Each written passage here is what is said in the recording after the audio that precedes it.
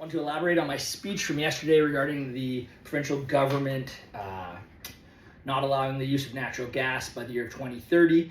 A couple things. They're not banning natural gas. There's still going to be natural gas. We're still allowed to use natural gas. We're just not allowed to use it for a primary source of heat for residential homes and a primary source of hot water for residential homes.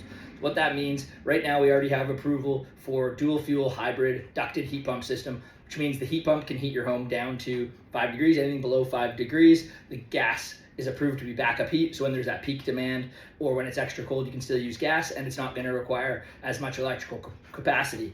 Now what we need the provincial government to add is we need that to be added for hydronic heating systems. So we need a dual fuel air to water heat pump to be approved and be on that list. So that's one thing the provincial government is going to need to add for me to get on board before 2030. Now they do have this approved for the gas hybrid domestic hot water heat pump hot water tank. That is approved.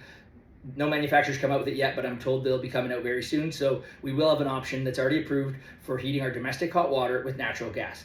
And that is technically more than 100% energy efficient.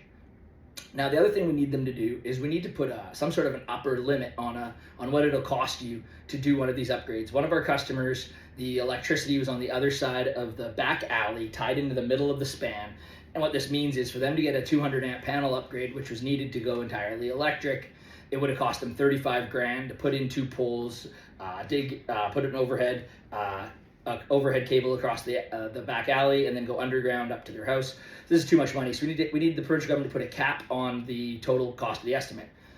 Next thing we need the provincial government to do is put some sort of a limit on the income. So income qualified people who make less than a certain amount of money won't be required to spend the money that they don't have, unless the rebates are cranked up substantially to make it happen. So if those are the 5 key factors for me. Number 1's already approved. Number 2, we need the air to water to get approved. Number 3, we've got the domestic hot water option. And then 4 and 5, we need a cap on the upper limit. And then we need a cap on the income as well. So if those 3 extra things are taken care of, then I'm on board. We also got to remember we're still allowed to use gas for lifestyle decisions, such as we're allowed to use it for fireplaces, which is a big one, because fireplaces are that could be a source of backup heat as well. So that's a great one. You can still use it for cooking. You can still use it for your dryer. You can still use it for barbecues. You can still use it for fire pits. So it's not a ban on natural gas. It's just not using it for heating your home and heating your domestic hot water, which is the number 1